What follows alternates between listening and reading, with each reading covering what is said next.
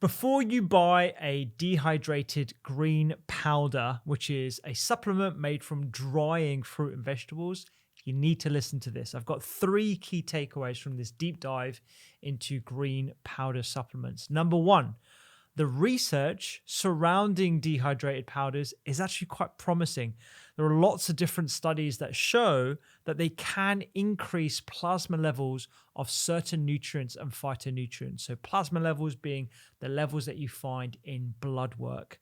I didn't think that was actually a thing, but there are certain health markers that can be improved by consuming dehydrated green drinks, which include inflammation and oxidative stress. So if those are some of your health goals, then it can potentially be worth having a green powder. Number two, the products out there are a little bit shaky, and that's because they don't reveal things like the dehydration process, the processing that goes into the actual products. There's a huge amount of variability across different product ranges.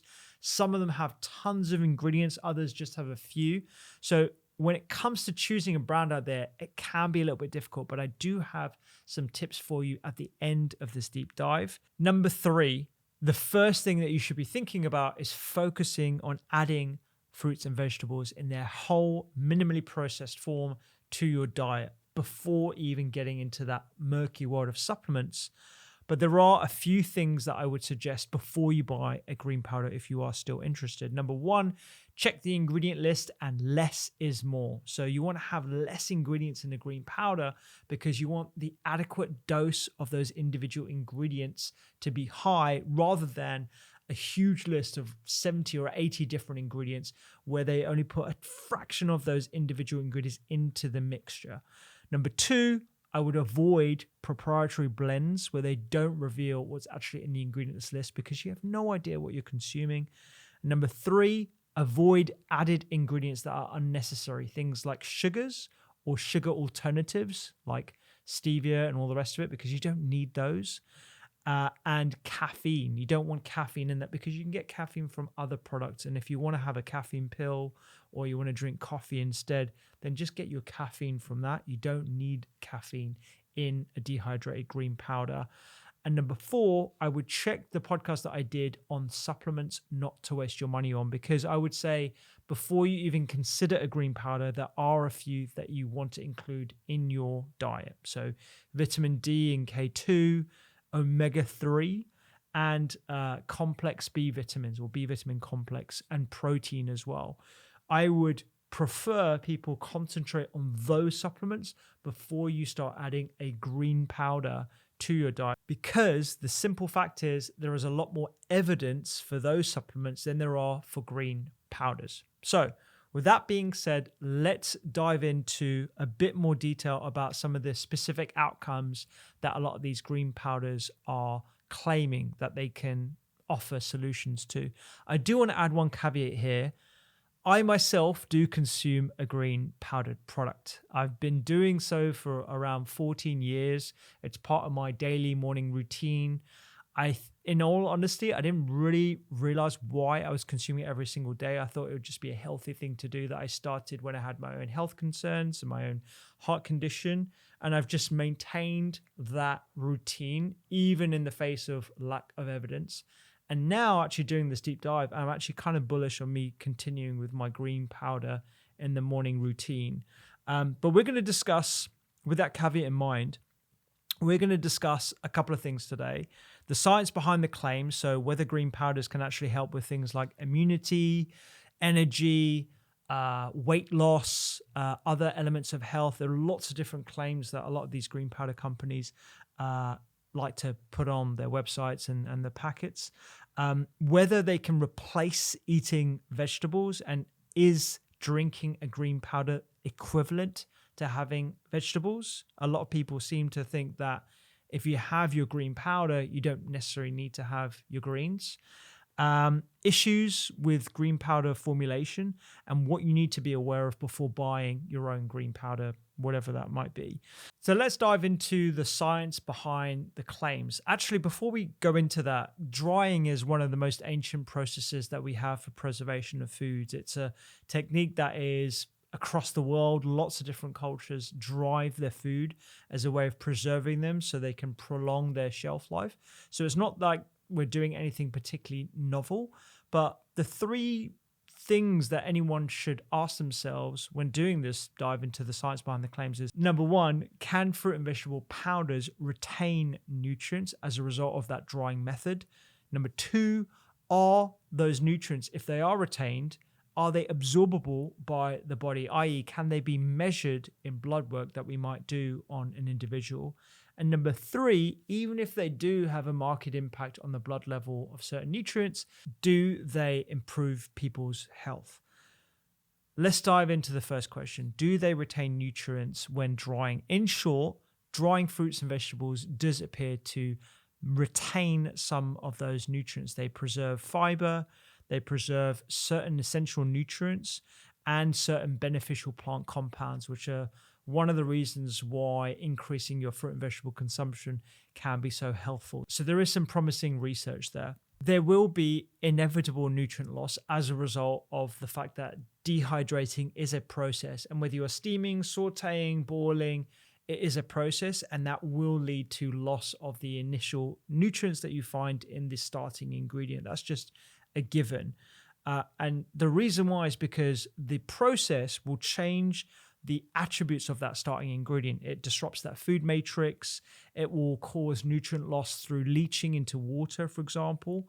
But that isn't to say that it's not particularly different to the way in which you lose nutrients when you saute or steam food. So it doesn't necessarily mean that you've lost all nutritional value. There was a study that analyzed the composition of fruit and vegetable powders, and they actually found that drying reduced the content of vitamin C and antioxidant capacity by 14%, but the powders still retain considerable levels of vitamin C. So actually, when you're dehydrating something and it only goes down by 14%, that's pretty good, actually, because you're expecting loss anyway.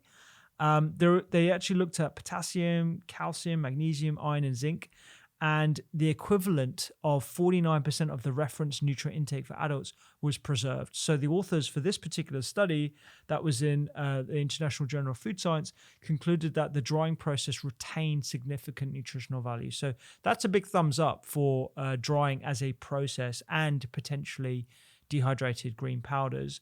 Phytochemical content. So these are the specific types of plant chemicals that you find in something like broccoli or carrots or beets. You'll find different types of polyphenols. You'll find sulforaphane, you'll find carotenoids. There's a whole bunch of thousands of different phytochemicals. So beyond those vitamins and minerals that we just talked about being preserved, we also eat plants with these health promoting compounds. And there was a study looking specifically at phytochemicals in powdered vegetables, and they actually proposed that broccoli and white cabbage actually retained a lot of those phenolic compounds and sulforaphane, which is having a bit of a moment right now. Sulforaphane is this strong anti-inflammatory compound that you find in broccoli sprouts. That's where you find it highest, but you also find it in lots of different brassica vegetables. So cauliflower, broccoli, rocket or arugula for the Americans. And in this study, they actually found that drying reduced the content of sulforaphane by about 60% in broccoli. But when they did it in white cabbage, they had a total flavonoid content up to 1.4 to 2.7 times higher than fresh. So in this study, weirdly, the content of flavonoids actually increased in white cabbage powders. The powders across the board still retain significant levels of sulforaphane, but the white cabbage powders actually had a higher amount. So that's actually another big win, a big thumbs up for those powders that are dehydrated using those specific ingredients. And the authors concluded that white cabbage and broccoli can successfully be transformed into powdered products that might be used to provide additional nutritional value whilst contributing to sustainable development. So again, another big thumbs up. So in terms of answering the question, are nutrients retained by drying? The answer is yes, but to varying degrees depending on the ingredient that you're using. So number one, are nutrients retained? The answer is yes. Number two, are they absorbed by the body? This is very important, obviously. We're talking really about bioavailability, the proportion that is absorbed by the body. It's an important step between nutrient content within the fresh food or the dehydrated food and the potential health effects as well. Overall, the research finds that fruit and vegetable powders tend to increase people's levels of certain vitamins and beneficial plant compounds like carotenoids. So there's a couple of studies I just wanted to mention here. In 2021, there was a study on 18 participants. So again, small study. And they found that 6 capsules of fruit, berry, and vegetable juice powder concentrates increased plasma concentration levels of carotenoids, vitamin C, and vitamin E.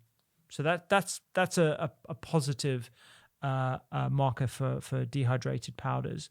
In 2011, there was a systematic review of 22 reports that found that daily consumption of fruit and vegetable supplements, including, so this is a bit of a caveat here, liquid as well as juice powder concentrate. So we're blending 2 different types of supplements here. Increase the serum concentrations of, again, beta carotene, so a type of carotenoid, vitamin C, E, and folate. And they suggested, the authors here, that mixed fruit and vegetable supplements produced from plants may serve as a complement. I just want to underline the word complement to the habitual diet, particularly for people who are struggling to get enough fruit and vegetables. So again, another thumbs up for veg powders. I specifically wanted to look at magnesium because magnesium is a very commonly found micronutrient in greens. It's the chlorophyll molecule at the center of which is magnesium. A lot of people get their magnesium from dark green leafy vegetables, for example. I didn't see any studies looking specifically at magnesium and its bioavailability from green powders, and that's something that I'd be interested in myself. But that being said, there does appear to be some evidence that when you do consume a powdered fruit and vegetable supplement, it is absorbed by the body. What about health effects? So number 3, does it improve people's health markers? And to answer this question, you have to break it out into various forms. So are we looking at inflammation and oxidative stress? Are we looking at gut health? Are we looking at energy and weight loss? So let's break it out. Looking at inflammation and oxidative stress. If I consume, this is the question we're trying to answer. If I consume a powdered supplement every day for 30 days, does that mean I can reduce markers of inflammation in my body? So there was a randomized control trial involving 42 premenopausal women that found that an encapsulated fruit, berry, and vegetable juice powder supplement reduced markers of inflammation and oxidative stress and improved markers of microcirculation compared with placebo. That was in the British Journal of Nutrition 2013. In a systematic review, a different paper, consumption of fruit and vegetable juice powder concentrate was associated with improved markers of oxidative stress. And another randomized control looking at 101 heavy smokers. So this is a specific subset, specific cohort of people who are heavy smokers. They found that a mixed juice and vegetable powder concentrate improved markers of oxidative status. So there is some evidence, not great if I'm honest, looking at those studies, but there is some evidence that it can reduce inflammation. Whether or not that has an impact on things like arthritis or fatigue or brain fog or gut health, you can't really decipher from those particular studies. But maybe this is something you want to think about if you identify someone that needs to reduce their inflammation for whatever reason. I mentioned gut health. There are a couple of studies looking at gut health. So the question we're asking here is, can a dehydrated supplement improve my microbes? There's a couple of studies. 2021, there was an RCT, so a randomized control trial looking at 57 overweight women. They found that it reduced the abundance of Bacteroides, so a microbe that is typically associated with negative health effects, and increased fecal butyrate. So butyrate is one of these short-chain fatty acids that often gets a lot of attention. It's the product of metabolism of lots of different intestinal microbes. and its abundance or its increase amount is associated with beneficial health effects. So you want to see a higher fecal butyrate. That's the thinking anyway. I'm sure it's going to be a lot more complicated than just simply measuring a metabolite. But at least in this study, they found that there was an improvement in what we typically look at as a favorable pattern of intestinal microbes. They didn't have any other effects on other markers like blood lipids or glucose or immune parameters. And that was also a funded study, as a lot of these studies are, unfortunately. We'll get to the caveats in a little while. In another trial, looking in this particular case at freeze-dried cranberry supplements. So freeze drying is a process that we're going to come back to because that appears to be more favorable when it comes to preservation of nutrients. But they looked at a cranberry powder and a placebo over 5 days, and they again found patterns of microbes that were favorable after just 5 days of consumption. So it does appear in certain small studies that polyphenols and dietary fiber from these dehydrated powders can potentially be positive. It can reach the lower intestinal tract, and it can modulate your microbes in a favorable manner, where you get increased production of certain short-chain fatty acids like butyrate, and it can potentially reduce inflammation as well. So that is a potential kind of thumbs up for dehydrated powders when it comes to gut health. What about energy and weight loss? There isn't convincing evidence, and it kind of stands to reason. I wouldn't think of a mechanism behind why drinking a green powder can reduce your weight. It really comes down to the sort of the higher level order things that you'd be consuming for it to have a significant impact. So I haven't found any convincing evidence around weight loss or energy levels. There was a pilot study published in 2009 that found no significant effect of a fruit and vegetable powder on body weight. Another small trial published in 2004 that found participants who were given green powder daily for 12 weeks reported higher energy levels. So that was perceived higher energy levels than those receiving placebo, but the trend wasn't even significant. And I think there is probably a greater issue around this of the placebo effect. If I'm giving you a daily green powdered drink, you're going to feel like you're doing something pretty healthy, particularly if you don't like the taste of it or it tastes like it works, even though it might not be having any impact. It might, actually have an impact on what you choose to do that day, because you identify as that healthy individual who has a green juice every single day in the morning that might peter down into certain other health effects. It's a bit of an open box, but there's a lot more research that needs to be done in this field. So, to recap, there is some evidence that having a powder can preserve considerable levels of nutrients, and those can be absorbed into your bloodstream to actually have a measurable effect on your vitamin and polyphenol status. And there is scanty evidence that this translates into certain health goals. But the reality is we need a lot more evidence around this. On the basis of everything I've just said, you might find yourself thinking, okay, it's kind of worth the investment. Maybe I would like to try it for 4 to 8 weeks. Maybe this is something that is a nice little top up. But I do have a lot of issues with green powders for a number of reasons. And I think there are 5 things that you should know about your chosen powder before buying it. Number 1, everything that I've just talked about in terms of those studies, they're really, really poor quality studies. There's lots of issues. There's huge amount of variability, and not just like in terms of the dosing of the different powders, but what they actually put into the powders. Huge amounts of variability. So very, very hard to actually determine which powder and in which amounts to a health effect. So that's the first thing. Number 2, a lot of these studies are actually funded by supplement companies as well. So that, doesn't completely discount their findings, but it is something that I would look at with a high degree of reservation, because as anyone will tell you, if something is funded or some scientists are being paid by the supplement that is in question, you're more likely to find positive results about that. It's just the way it is, unfortunately. They're very, very small in terms of the sample size as well. The other thing is there isn't a comparison with what I would say is the gold standard. And the gold standard is consuming the same amount of that particular fruit or vegetable in its whole form. So just to put it into context, if I was to give you a powdered apple supplement that equates to one apple and measure the effects, that would be a really good study to determine whether the powder is equivocal or is in some way equivocal to the whole food or not, or maybe even better, who knows?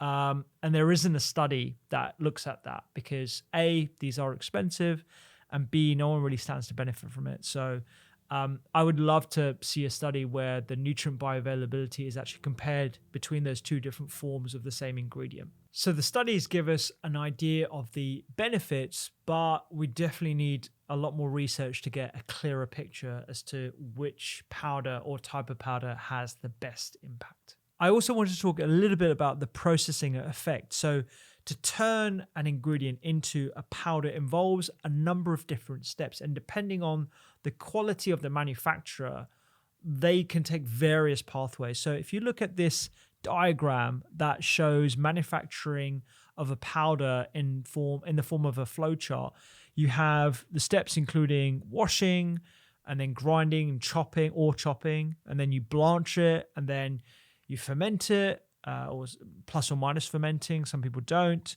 And then there's either air drying or freeze drying, and they are vastly different processes. So depending on which one you use can have a different impact or a measurable impact on the quality of the end product. And what happens when you process anything is that you're disrupting that natural microstructure.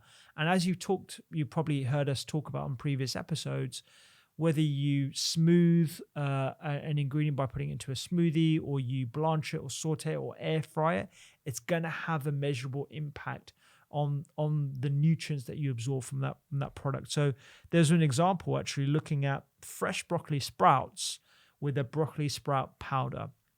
Broccoli sprouts, as I've said earlier, are one of those ingredients that's having a moment. It's the highest containing of sulforaphane, which is this anti-inflammatory phytochemical, this plant chemical.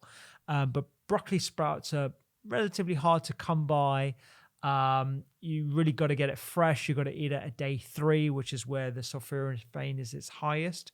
And it's probably more convenient to buy it in a sprout powder form. When they compared fresh broccoli sprouts with a powder, they found that the absorption of sulforaphane, which is the key ingredient that we're looking for, was actually lower when people consume broccoli sprout extract compared to fresh. And it could be because some of those compounds that are important for the absorption of sulforaphane are actually lost during the manufacturing process. So, when you're drying these foods, the key thing is to remove as much moisture as quickly as possible at a temperature that doesn't seriously affect the flavor, the texture, and the color of the food. And so depending on what type of processing you use, that can have a measurable impact on the quality of that product. Researchers have actually looked at the best methods when it comes to preserving and improving the nutrient retention of dried products. And they found that chopping rather than grinding can retain more polyphenol and flavonoid content. Drying methods using the lowest temperature possible, like freeze drying, are generally considered the best for retaining that nutritional value. And shorter drying times, so exerting minimal processing on that ingredient, can also produce a higher retention of phytochemicals and bioactive activity. A lot of these methods are not actually declared by the green powder manufacturer on their packaging or on their website. And if they do, you want to be looking out for freeze drying. There are a lot of caveats though, because freeze drying is, whilst it's considered optimal, it's a longer drying time, and actually it consumes a lot of energy, and therefore it's a lot more expensive as well. So it's almost like you're playing top trumps with the different degrees of processing depending on the green powder that you're opting for. And a lot of green powders don't even go into how they process the ingredient to retain as much nutrition as possible. So let's assume that you've made the decision to buy a green powder. You've opted for one that is freeze dried, perhaps has some new nutritional studies looking at the potential benefits and the bioavailability of the ingredients that you're consuming. It's got minimal ingredients, so it's going to be as high as dose as possible. So perhaps it's got broccoli extract in, it's got some white cabbage, it's got some spirulina, some kale, some other sort of dark leafy vegetables, maybe 7 or 8 ingredients at max.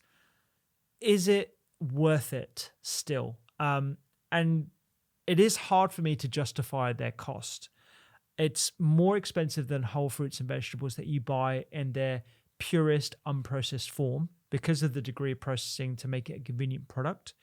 One serving of a popular green powder can be £2-3 even. Whereas if you buy 5 portions of spring greens, for example, it will cost less than £1, and you're getting a lot more nutrition from that. So generally, it's more time and cost efficient to invest in buying quality ingredients rather than relying on a supplement.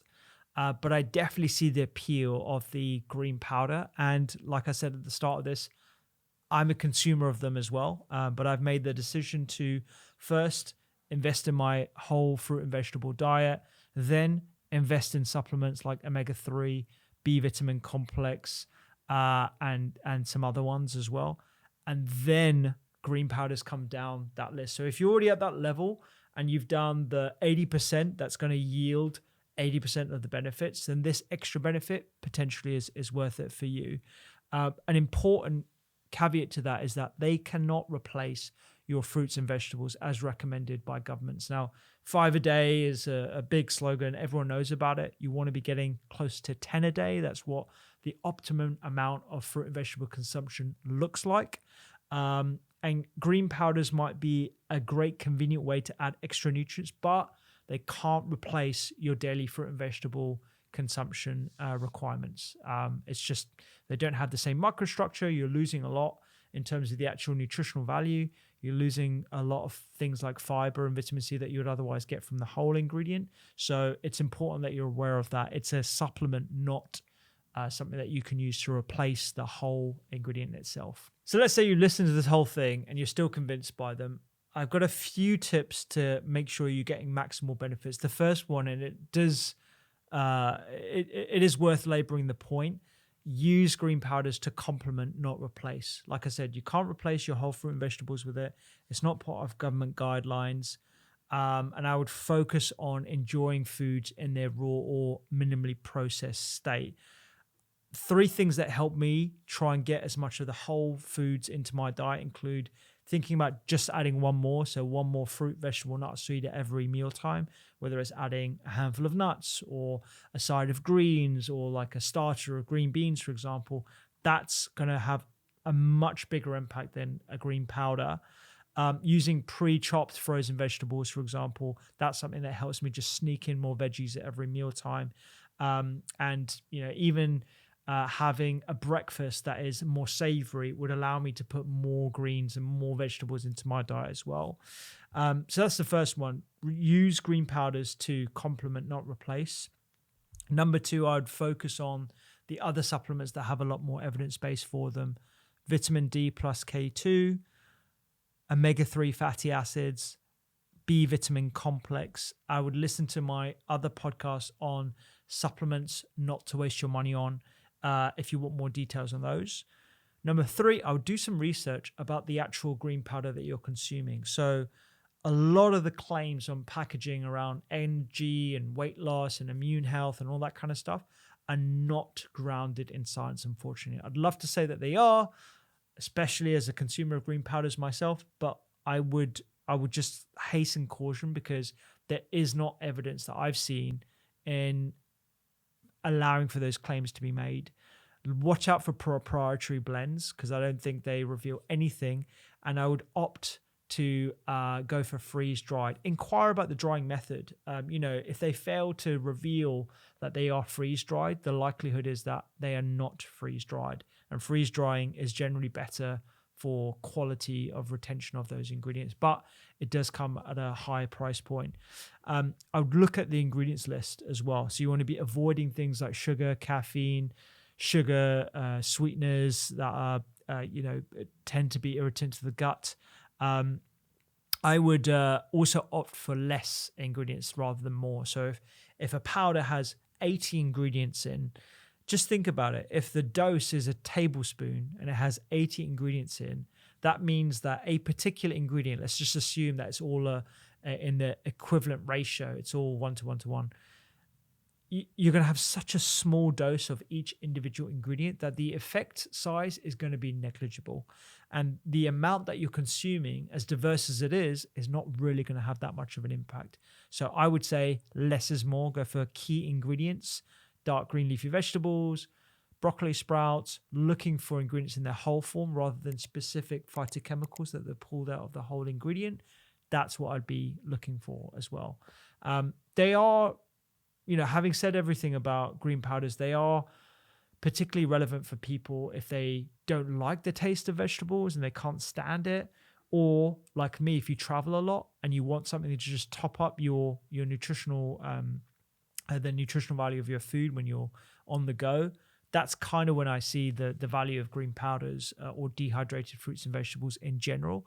But otherwise, I wouldn't rely on them as your source of nutrition solely. So I hope that has given you some useful information about how you can navigate this increasingly complex world of choosing a green powder, if you even choose to consume a green powder yourself. It's completely up to you.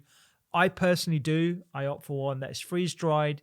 It is super expensive, but I always focus on my whole food diet and the other supplements before a green powder or investing in a green powder. I'm going to do another video where I taste test a bunch of the most popular green powders and we dive into their processing methodology, the number of ingredients that they have, and the absence or inclusion of any clinical studies that they have. So I'll catch you there next time.